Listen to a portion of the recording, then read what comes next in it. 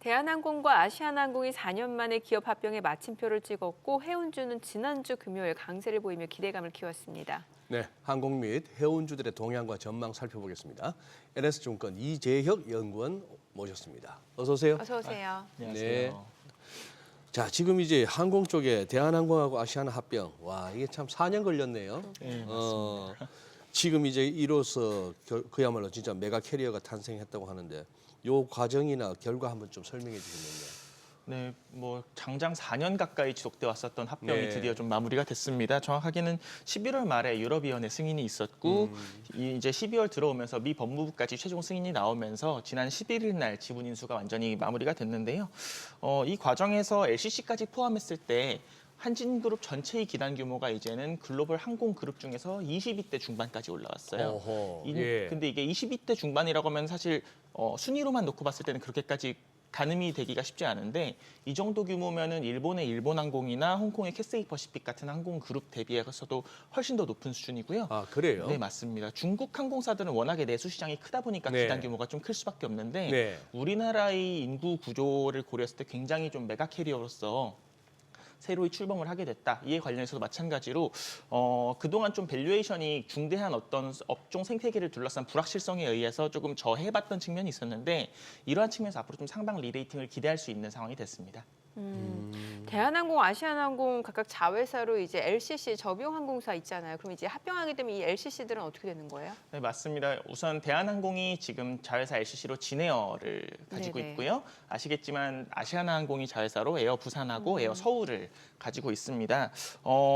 지난 1월 달에 진에어가 에어 부산과 에어 서울을 합병함으로써 메가 LCC로 새로이 출범하는 내용에 관련해서 일본 공정추인위원회에서 이미 사전에 승인이 나왔어요. 아, 근데 우리나라가 합병하는데 왜 다른 데서 승인을 받아야 되죠? 이게 그 각국의 공항을 오가는 데 있어서 아웃바운드, 인바운드 이렇게 항공기가 나가면 다시 들어오는 과정에서 예. 경쟁 환경에서 이제 그 소위 말해서 독과점 이슈가 좀 발생할 수가 있기 때문에 각국의 그 경쟁 당국으로부터의 심사가 있어야 합니다. 일본 같은 경우에도 진에어가 에어부산, 에어서울을 인수하게 됨으로써 대한항공, 아시아나, 통합 진에어 이렇게 3사를 합쳤을 때 총 시장 점유율이 65%까지 올라가거든요. 여객수 기준으로. 예. 이렇게 되면은 뭐 거의 완전한 독점 가까이 되는 수준의 시장 점유율이 나오기 때문에 이에 관련해서 뭐 오사카나 후쿠오카를 비롯해서 한 7개 노선 정도에서 그 슬롯 재편이 조금은 있을 예정입니다. 근데 이 과정에서 이렇게 됐을 때 LCC 중에서 통합 진에어가 국제선 여객수 기준으로 40%가 넘어가는 시장 점유율을 확보할 수 있게 되거든요. 예. 이렇게 되면 이제 27년을 기점으로 해서 완연한 LCC 업계 1위가 되는 건데 지금 진에어가 LCC 3사 중에서는 가장 밸류에이션이 저렴한 상황이다 보니까 저 역시도 좀 항공업종 내에서는 굉장히 좀 선호하고 있는 종목으로 말씀드리고 있는 상황입니다. 근데 진에어가 최근에 좀 올라가나 싶더니 한 12,000원까지 가더니 또 10,000원대로 또 밀려나 있는 상태네요. 네, 주가는 최근에 조금은 주가는 아쉬운 최근에는? 상황인데 저는 뭐 조정이 나올 때 충분히 더 담아볼 만한 구간이라고 생각을 하고 있고요. 27년도까지 점점 통합 진에어에 대한 기대감이 계속해서 신압으로 올라갈 것으로 기대하고 있기 때문에 조정이 나올 때마다 조금씩 비중 늘려가시면 괜찮지 않을까 좀 추천을 드리고 있는 상황입니다. 결국 지금 말씀하신 게 이제 한진그룹의 대한항공, 그 대한항공의 또 자회사 진에어. 맞습니다. 진에어가 아시아나의 에어서울, 에어부산을 이미 합병하기로 경쟁 당국의 승인을 다 받아둔 상태고. 제대로 된 이제 그 주식 양수도 계약이 체결이 되는 시점은 26년 말에서 27년 정도를 저희가 이야기를 하고 있는 상황이니까. 내년도 아니고 후내년 정도. 네, 맞습니다. 그에 관련해서 모멘텀은 차츰차츰 부각이 될 수밖에 없다. 시장의 기대감은 이렇게 우선은 판단을 하고 그렇게요. 있습니다. 네. 그러면 남아있는 제주항공하고 티웨이항공, 예. LCC 쪽에 네. 여기서는 그러면 또 나름대로 그걸 해야 될 거 아니에요. 경쟁력 강화를 해야 될 거 아닙니까? 맞습니다. 네. 기존에 원래 제주항공 같은 경우에도 LCC 마켓 내에서 1위 포지션을 항상 공부하게 네. 유지를 해오다가 이제 진에어가 양사를 흡수합병을 하게 되면은 1위 자리를 조금 위협을 받게 되는 상황이 됩니다. 다만 제주항공과 TA항공 각자의 장점이 어떤 부분이 있을까를 저희가 생각을 해봤을 때 우선적으로 사실 일본 노선 같은 경우에는 공급 제한 이슈가 조금 있습니다. 두 가지가 있는데 첫 번째로는 그 일본 공항 내에 조업 인력 숫자 자체가 굉장히 팬데믹 이후로 부족해졌어요. 예. 여기에 더해서 전 세계적으로 일본 여행에 대한 수요가 너무 강하게 올라오다 보니까 일본 안에 항공유가 너무 모자란 상황입니다. 이래서 그 공항에 항공기들이 들어가고 싶어도 많이 받지를 못하고 있거든요. 다시 말해서 일본 노선 쪽에서의 실적 상방은 좀 제한적인데 다른 나라 쪽에서 그러면 더 성장성을 기대할 수 있어야 되잖아요. 예. 근데 제주항공이 마침 인천발이랑 제주발 중국 노선을 굉장히 많이 확보를 하고 있습니다. 그런 측면에서 향후 중국 쪽으로 인바운드 내지 아웃바운드 여객이 조금 올라오게 됐을 때 제주항공의 실적 업사이드가 충분히 열릴 수 있다라고 조금 기대를 하고 있고 여기에 조금 더해서 네. 예. 예, 그 제주항공이 보잉 737 맥스 기제라고 신형 기제를 좀 받는 게 있어요. 예. 근데 보잉이 아시겠지만 지난해부터 계속 생산 차질 이슈가 조금 이어지고 있잖아요. 예. 이러다 보니까 기단 계획을 동사가 계획했던 대로 꾸려가지 못하는 이슈가 좀 있었습니다. 네. 근데 최근에 맥스 기제의 생산 재개 소식이 나오면서 보잉도 주가를 바닥잡고 조금 반등하는 추세거든요. 예. 그래서 25년도에 이러한 신형 기제들을 제주항공이 확보함으로써 비용 효율 합단에서도 한 번 더 조금 더 상승 방향성을 좀 모색할 수 있지 않을까 이렇게 좀 판단을 하고 있습니다. 네. 이번엔 해운주 좀 여쭤볼게요. 지난 금요일 해운주들이 그래도 좀 올랐단 말이죠. 이게 미국 의회 법안 발의 소식 때문이라고 하는데 이게 어떤 내용인지 좀 알려주세요. 네. 사실 장초에 조금 예. 긍정적인 흐름 보였던 거 대비해서 마감 후의 퍼포먼스는 그러게요. 조금은 아쉬웠어요. 상승폭이 많이 줄어들었죠. 네, 맞습니다. 예. 사실 뭐 운임 지수 같은 경우에는 컨테이너 운임은 그냥 보합 정도로 마무리가 됐고 BDI는 계속 좀 하락하는 추세고 약간 이런 상황인데 아시겠지만 19일 날 미 의회에서 양당이 조금 초당적인 발의를 하나 했습니다. 미국의 번영과 안보를 위한 조선업 및 항만 시설법이라고 해가지고 뭐 앞으로 미국 국적의 전략 선단을 확보한다라든지 미국 국적의 선박들을 수리하는 데 있어서 우려 국가야 중국 같은 국가에서 수리했을 때 200% 가까운 세금을 부과하겠다. 뭐 이런 내용들을 골자로 좀 두고 있는데 미국의 입법부 그리고 앞으로 출범할 트럼프 행정부 양대 어떤 부문 주도의 조선업 그리고 해운업 육성책에 따라서 그리고 여기에 더한 대중 강경 정책 효과가 좀 맞물리면서 우리나라 조선업과 해운업종 기업들의 앞으로의 중장기적인 좀 전방위적인 수혜를 역시 기대하고 있는 상황입니다.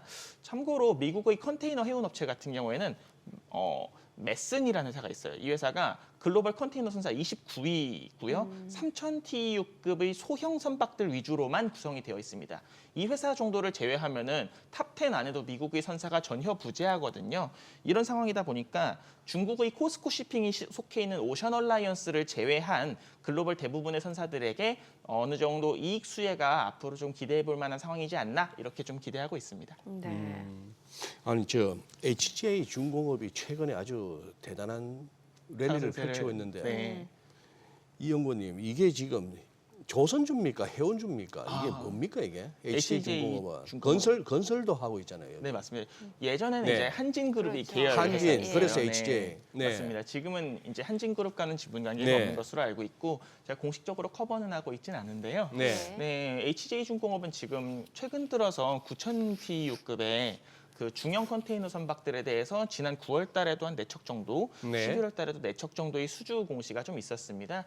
그러다 보니까 그동안 빅3 조선 3사를 중심으로 전개되어 왔었던 수주 훈풍이 예. HJ중공업 같은 중소형 선박을 만드는 선사들 쪽으로 조선소들 쪽으로도 조금 전이되는 것이 아니냐라는 기대감.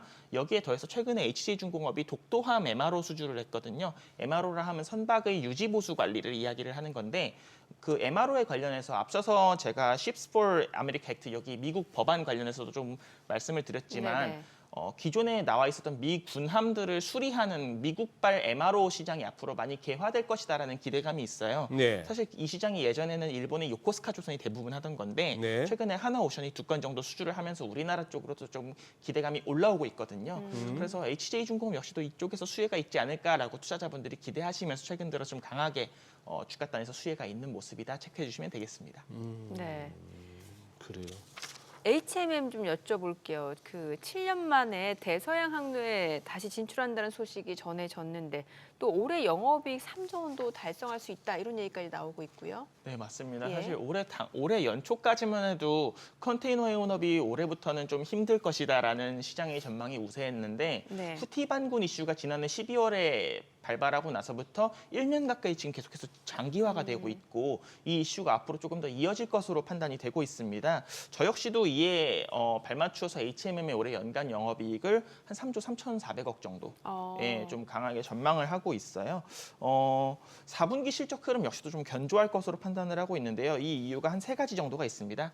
첫 번째로는 예년 대비해서 올해 설날 연휴가 조금 빨라요. 1월 28일부터 나오다 보니까 네, 이게 글로벌리 춘절 연휴, 중국의 춘절 연휴를 앞두고 나면은 글로벌 해운 물동량이 강하게 조금 변동하는 흐름을 보입니다. 예년 대비해서 좀 춘절 연휴가 이르다 보니까 선제 발주 효과가 4분기부터 좀 들어오기 시작했고요. 네. 여기에 더해서 트럼프 2기가 출범을 하게 됐을 때 각국의 보호무역주의가 조금 팽배해질 것이기 네. 때문에 이에 앞선 어떤 선제 발주 효과 여기에 더해서 그 지난 11월 달에 아마 뉴스를 보셨겠지만 미주 동부 항만 노조의 파업 이슈가 그렇죠, 있었는데 예. 이때 임금에 관련해서만 타결이 되고 항만 자동화 이후의 고용 보전 내용에 대해서는 타결이 안 됐어요. 근데 이 내용에 관련해서 1월 15일 날에 한 번 더 그 조정 기간이 또 마무리가 되거든요. 근데 이때 조정이 안 되면 또 파업이에요. 이러다 보니까 그런 불확실성에 앞서서 조금 더 선제적으로 발주를 내는 건이 있습니다. 그래서 4분기에도 조금 실적 흐름 자체는 좀 견조할 것으로 판단하고 있습니다. 그럼 뭔가 땡겨오는 거잖아요. 맞습니다. 그럼 내년은요? 내년부터는 사실 저는 컨테이너 해운 업종에서 지금 글로벌 모든 해운 업체들이 다들 수혜주 운하를 지나가지 않고 있는 상황이에요. 예. 다시 말해서 공급단에서 새롭게 더 타이트해질 만한 요인은 부재한 상황이거든요. 근데 해상 물동량에 관련해서는 트럼프 정부가 출범을 하게 되면서 앞으로 성장성이 조금 위협을 받고 있는 상황이 예, 됐습니다. 문제는 앞으로 저희 그 조선업계에서 지금 수주해 놓은 컨테이너 선들이 현행 총 선봉량 대비해서 25% 정도가 새롭게 풀릴 예정이에요.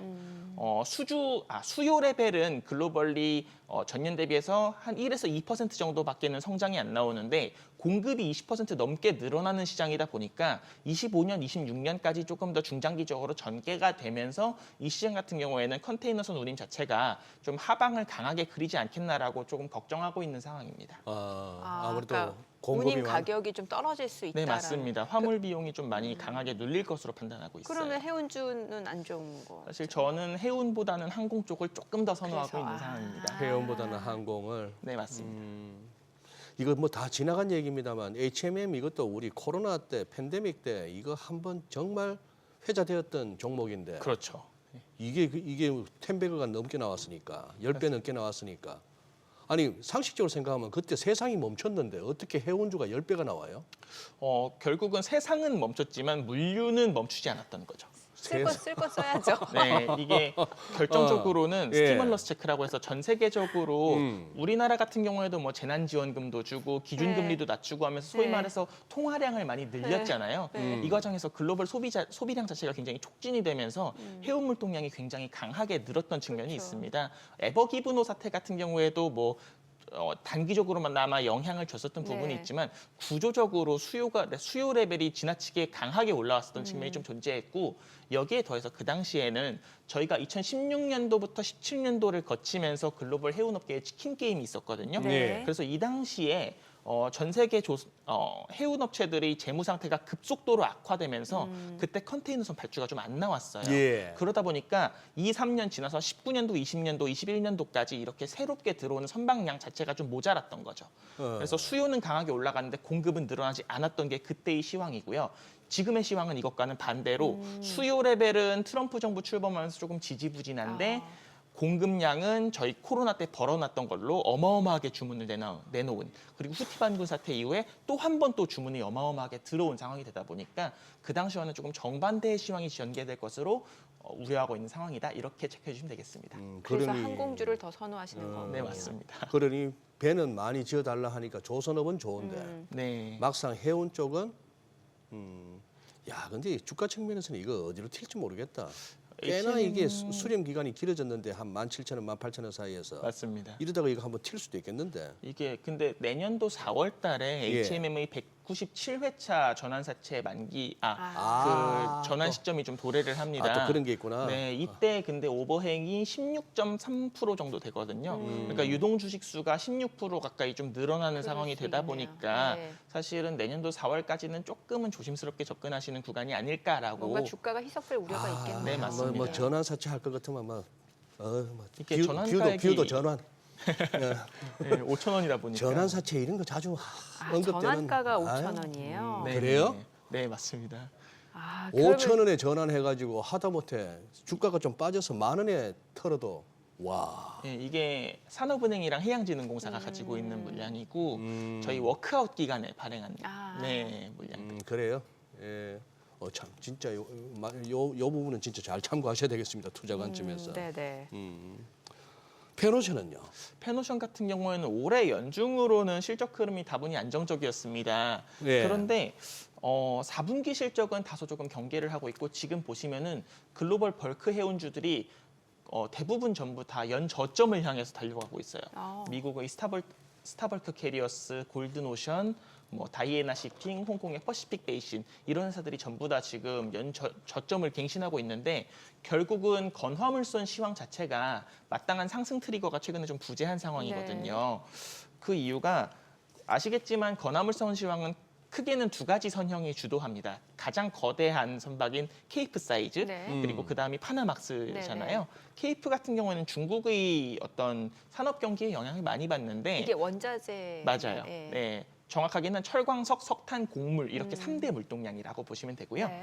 중국의 부동산 신규 착공이 지금 계속해서 좀 부진한 상황이잖아요. 근데 그동안은 철광석 항만 재고량을 조금 채우는 내용들 때문에 이 시황 자체가 좀 좋았는데 재고량은 어느 정도 찼는데 실수요는 늘어나지 못하니까 여기서 주문이 좀 덜 나오고요. 여기에 더해서 파나막스 같은 경우에는 작년도에는 파나막스가 이맘때쯤 좋았어요. 왜 그랬냐면은 그때쯤 해서 파나마 쪽에는 비가 안 오고 브라질에는 비가 많이 왔거든요. 엘니뇨 때문에. 예. 이 과정에서 브라질의 옥수수 생산량이 급증을 해서 예. 글로벌리 파나막스 쪽에서 조금 수요 강세가 있다 보니까 운임이 좀 강하게 올라왔었는데 올해는 그와 반대로 파나마 쪽은 비가 많이 오고 브라질은 비가 안 오면서 브라질 안에서 그 옥수수의 생산량 자체는 좀 저조한데 예. 파나마 쪽의 공급 여건은 풀리는 상황이 된 거죠. 아, 그래요? 네, 이러다 보니까 파나막스 역시도 운임이 조금 지지부진한 상황이 됐고요. 결국은 케이프 사이즈와 파나막스 두 개의 선형 모두에서 뚜렷한 시황의 상승 요인이 좀 아쉬운 상황이다. 예, 이러한 흐름 자체가 저는 내년도 상반기까지는 이어질 것이라고 보고 있고요. 투자 시점에 관련해서는 전 내년도 하반기 지나면서 한 4분기쯤을 좀 말씀을 드리고 싶어요. 결국은 26년 넘어가면서 중국 쪽에서 신규 착공에 대한 기대감이 올라온다라고 하면 4분기쯤부터 이에 관련한 투기적인 수요들이 선도 시장을 중심으로 좀 들어오면서 BDI 지수를 한 번 더 끌어올릴 개연성이 좀 그렇게. 있다라고 기대하고 있는 상황입니다. 중국 경기를 봐야겠네요. 맞습니다. 예. 중국이 가장 좀 중요한 상황이에요. 예. 아니 연초에 그 파나마 쪽에 가뭄이 심해가 파나마 운하가 막 적체가 심하다 이 소리 들었던 게 연초인데 네, 맞아요. 지금은 그러면 그거는 좀 어느 정도 해소됐나요? 네, 맞습니다. 그 파나마 운하에 물을 대는 가툰 호수라는 호수가 예. 있는데 이 호수의 수위가 이 운하의 캐파를 그러니까 예. 공급량을 결정하거든요. 예. 근데 수위 레벨이 이미 예년 수준 60피트 아, 이상까지 갔어요. 그래요? 네. 그런 상황이다 보니까 가뭄은 해소되고 해소가 나니까 트럼프 됐습니다. 대통령이 또 파나마 운하 갖고 또 뉴스를 만드시네. 그 미국 상선하고 군함들 네. 그 운하 이용료 확 안 낮추면은 우리 다시 가져온다 이 소리까지 해갖고 파나마가 지금 벌컥 뒤집어졌는데. 네, 네. 근데 이거 항공하고 해운 쪽은 원래 이거 환율 오르면은 실적이 안 좋죠. 여기다 유가 변수도 봐야 되는 그러니까. 거 아니에요? 네, 맞습니다.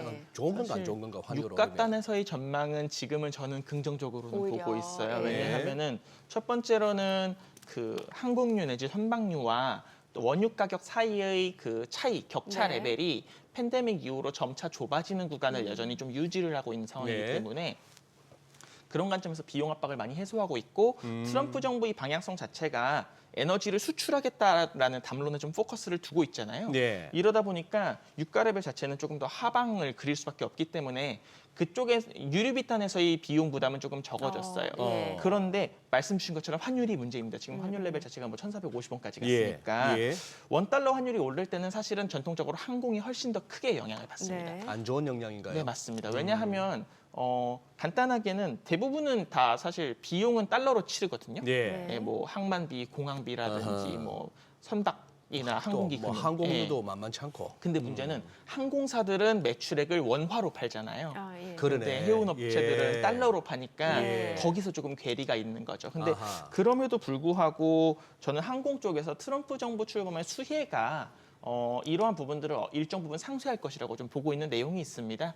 가장 메인이 되는 내용은 지금 대한항공의 실적 구성을 보시면 미주 노선에서 어마어마하게 실적 추세가 좋거든요. 네. 그 이유가 팬데믹 이후에 미중 관계가 조금 경색 국면을 유지를 했고 여기에 더해서 시베리아 영공이 막히는 문제가 나오다 보니까 미국과 중국으로 오가는 직항 항공 편수가 평년 대비해서 26%밖에 안 됩니다. 지금. 아하. 그래서 중국 사람들이 우리나라 인천공항에 와서 대한항공 비행기를 타고 미국을 들어가고 있어요. 어지간하면 풀로딩이에요. 네, 어디 뭐 누울 맞습니다. 데가 없어요. 예. 지금 그것 때문에 네. 이런 환승 실적이 굉장히 조금 가파르게 올라와 있는데 트럼프 행정부가 출범을 하게 되면서 미중 직항이 앞으로 더 안 풀릴 것으로 좀 판단을 하고 있어서 네. 이러한 어떤 환승 수혜가 지속될 수 있을 거라는 점, 여기에 더해서 유가 빠짐으로써 통상적으로 항공사의 운항 원가의 30%가 유가거든요. 네. 예. 유류비거든요. 예. 그래서 이쪽에서의 비용 압박이 조금 덜어질 것이라는 점이 환율에 관련한 우려를 일정 부분 상쇄해 줄 수 있지 않겠나 이렇게 좀 기대하고 있는 상황입니다. 네. 아, 발음이 너무 좋으시네요. 아, 잘 들었습니다. 귀에 쏙쏙 들어오네요, 우리. 네, 고맙습니다. 네, 감사합니다. 감사합니다.